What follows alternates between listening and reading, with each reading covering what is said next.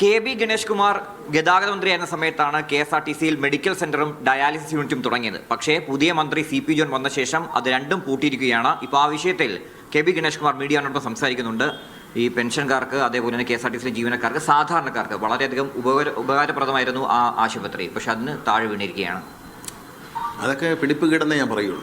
കാരണം വളരെ നിരാശാജനകവും ദുഃഖകരവുമാണ്. കാരണം അത് KSRTC ജീവനക്കാർക്കും പെൻഷൻകാർക്കും വളരെ ഇന്നത്തെ ചികിത്സയുടെ ചിലവ് വളരെ വലുതാണ്. അപ്പം നമ്മൾ KSRTC നല്ല നിലയിൽ നടക്കുമ്പോൾ അതോടൊപ്പം ഇത്തരം കാര്യങ്ങളിലൂടെ അത് മാത്രമല്ല, ആ പ്രദേശത്ത് ഒരുപാട് പാവപ്പെട്ട അമ്മമാരൊക്കെ ഉണ്ട്.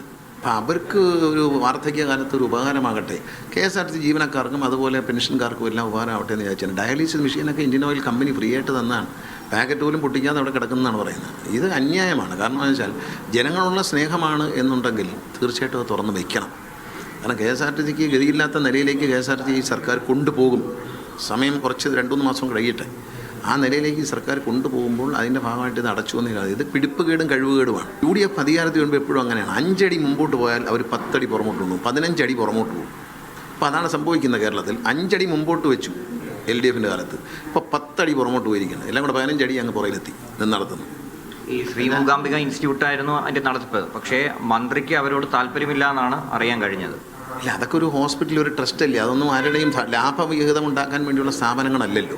അപ്പോൾ അങ്ങനെയുള്ള ആളുകളെ നമ്മൾ വിളിച്ചു വരുത്തി അവരുടെ സേവനം നമ്മൾ ഇങ്ങോട്ട് ചോദിച്ചു. നമുക്ക് കാശലവില്ലാതെ പാവങ്ങൾക്കൊരു ഉപകാരം കിട്ടട്ടെ എന്ന് വിചാരിക്കുമ്പോൾ നമുക്ക് ഇതുകൊണ്ട് സാമ്പത്തിക ബാധ്യതകളൊന്നും വലുതായിട്ടില്ല. എന്തെങ്കിലും ഇടപെടൽ ഉണ്ടാവും ഇക്കാര്യത്തിൽ? അല്ല, ആരോട് പറയാം? ആരോടും പറഞ്ഞിട്ട് കാര്യമില്ല. കാരണം അവരവർ ചിന്തിക്കണം. ഞാനും CP ജോണും പൊതുപ്രവർത്തകരാണ്.